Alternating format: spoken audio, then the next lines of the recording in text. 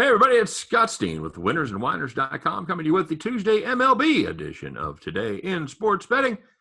Joined as always by the one and only Scott Reichel. Scott, we're going to talk a little baseball. A couple in the National League kind of have our attention here today, Scott. Another wacky day in baseball yesterday, by the way. Of course, big news there is Corbin Burns, human being is what he is. Give up Turns 4 out, runs in 6 innings. yeah, his one Achilles heel is the Miami Marlins. Can't get past him. Still hasn't walked anybody this year. What is it, 49 strikeouts? 49 strikeouts, no walks. He's 2 away from the all-time record. It's pretty good. You know who owns the all-time record? 51 strikeouts, no walks. He's an active player. He's an active. Oh, it had to be DeGrom then. Final answer. Yeah. Kenley Jansen. What? Kenley Jansen. Well, we'd have been here a minute if you were going to let me just guess till I got it. Yep, that's why I gave you one guess, and I was going to tell you it's Kenley Jansen. You could have said Dodgers, and I wouldn't have got it in the first 6 guesses. I believe Jansen had 51 back in one of his first couple of years, which is kind of funny because he didn't pitch yesterday. He's pitching right now in the 10th. First batter, 2-run homer. So right on cue. Welcome back. He is not good. When will people believe us, Scott? At least it wasn't a save situation this time. It's true. He is still going to get the loss, though. Yep. So we've got the Chicago Cubs at the Atlanta Braves. Scott, Braves big favorites here, but behind Ian Anderson, minus 165. Williams goes for the Cubs. Have the Cubs fixed what ails them, Scott? They really had some problems with offense, and have they gotten over that? They broke through for 16. They broke through for 15, but they got back to their old ways against the Brewers, scoring 3-0 in their last 2. Scored 7 yesterday. Didn't matter. Zach Davies was too powerfully bad that they gave up 8 runs, so they ended up losing the game.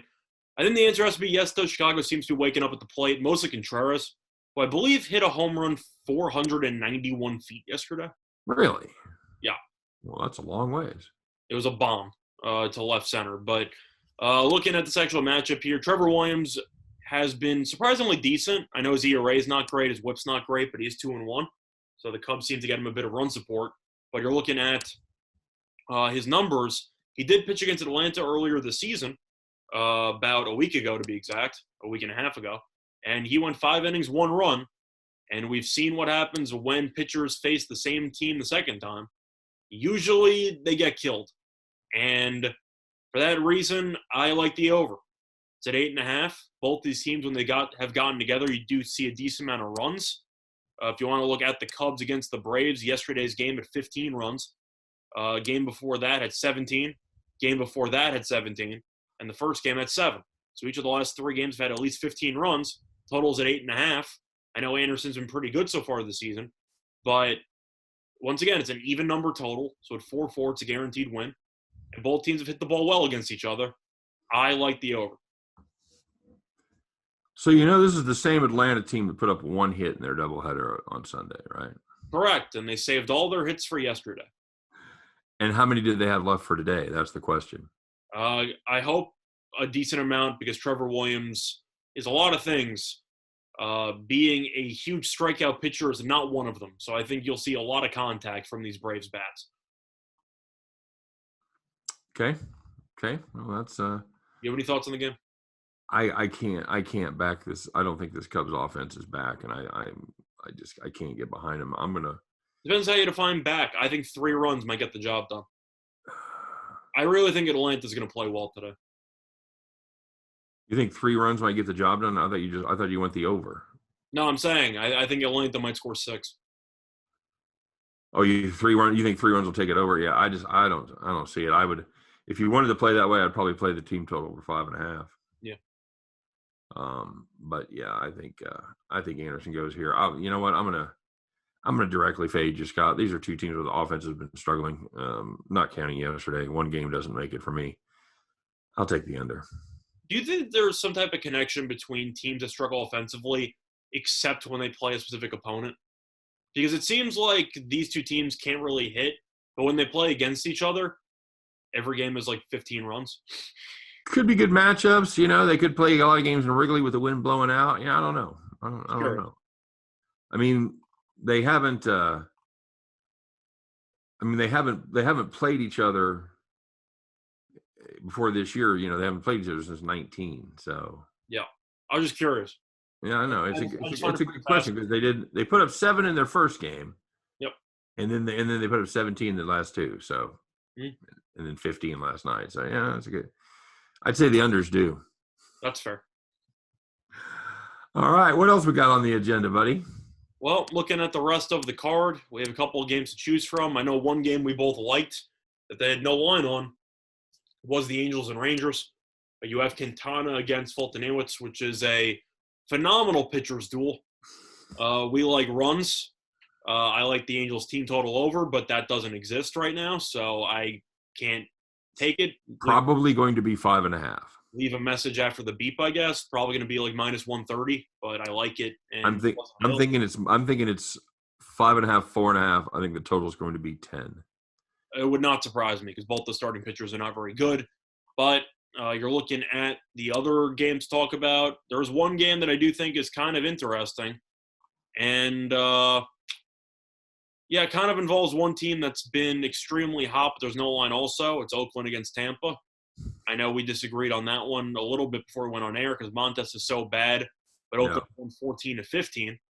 So the question is, what do you do?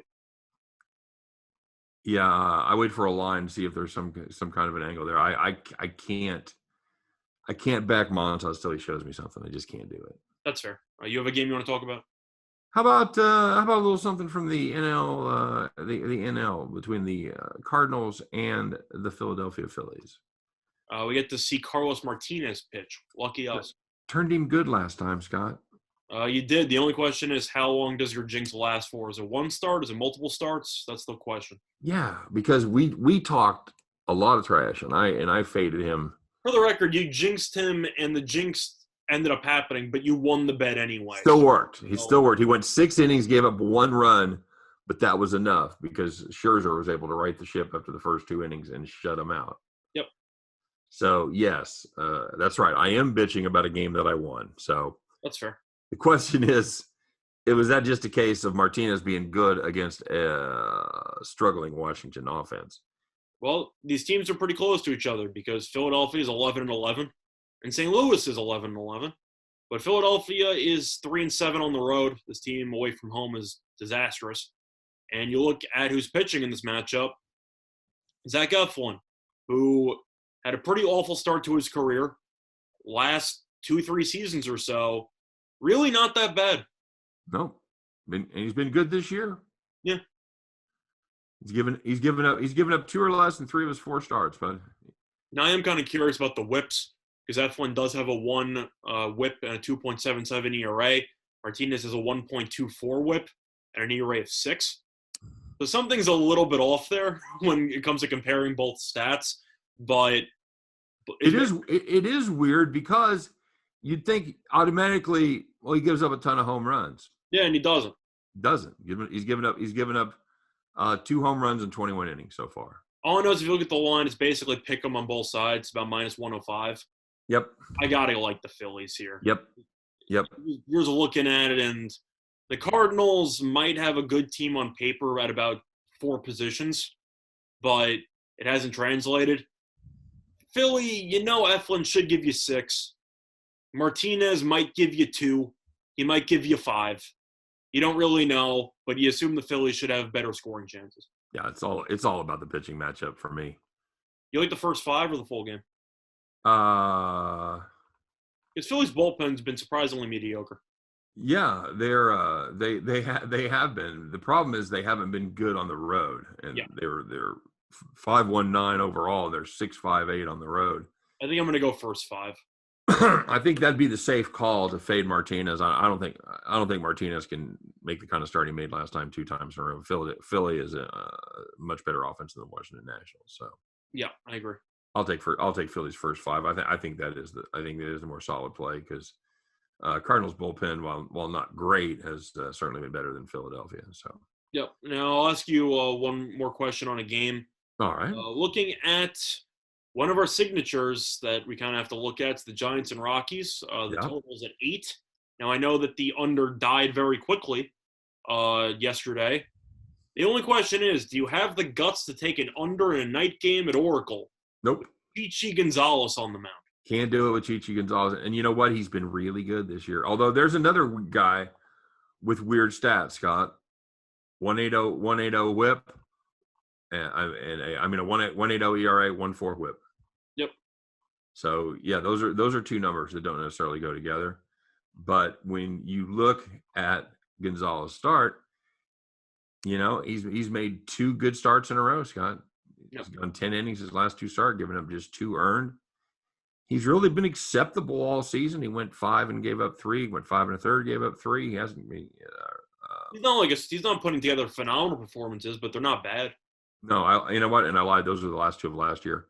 So his 2 starts this year, he's gone 10 innings, giving up 2 earned. So okay, that's actually pretty good. He's turned it around. Turned it around, Scott. I'll ask you one other game that I do kind of like. I'm curious what your thoughts are. I think we're probably going to agree on it. I know Urena has actually been decent his last 2 starts, and Giolito got shelled. Yeah. White Sox run line's about -110. Detroit's terrible. I noticed. But the money line right now for Chicago is about -220, -240. Right. I saw that. It's outrageous. Yeah, and you can get the run line at -110. Yeah. Which doesn't really make any sense at all because you're saving about $1.20. And some of that's to do with the actual total being 7.5. Yep.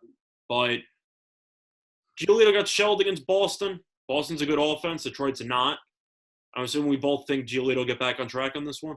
I know I'm higher on Giolito than you are, but in general. Well, you know, I kind of have a bias against him just because he was bad for so long, but he certainly has turned around. And he was okay in his first 2 starts. He gave up 5 earned over 10 2/3. I know we both think Urena is just bad. He's awful. He was good his last 2 starts, whatever that means. But with the White Sox, I forgot the exact number. I'm pretty sure they've won 3 of their last 4 by at least 2 runs or at least 3 runs. They've been really well. They've won 3 in a row. They've been playing well. I think it's 3 in a row. It might be 4 in a row actually. But they've won 4 straight, and they've covered the run line in 3 of the 4. Okay, so it was 4 straight. Either way, they're playing better, and they're a good home team. Detroit, if you just look at this team, the offense is, well, no bueno. They've scored 2 runs or less in each of their last 4 games, which is why they have lost 4 in a row. If the White Sox score 3, that might be enough to cash the run line. But you're giving me about $1.15 a juice there, $1.10 a juice on a run line with Chicago's best starting pitcher on the mound. Yep. I can't really say no to that. Yeah, that's fair enough. Of course, the reason it's so high is due to the fact that they might not bat in the 9th.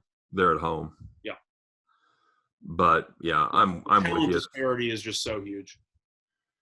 I wouldn't consider laying 240 on the White Sox in that spot. I'll tell you that much. Yeah, it's either run line or pass for me. To me, it might be worth a sniff to go the other way. Okay.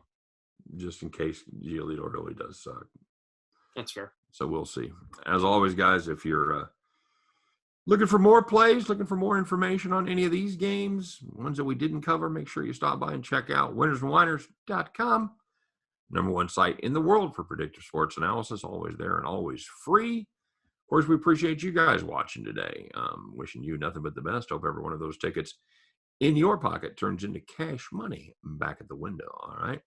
You guys have a great day. For myself, for Scott Reichel, for all of us at Winners and Whiners, appreciate you watching. Don't forget to like and subscribe, and we'll see you tomorrow on Today in Sports Betting. Take care, everybody.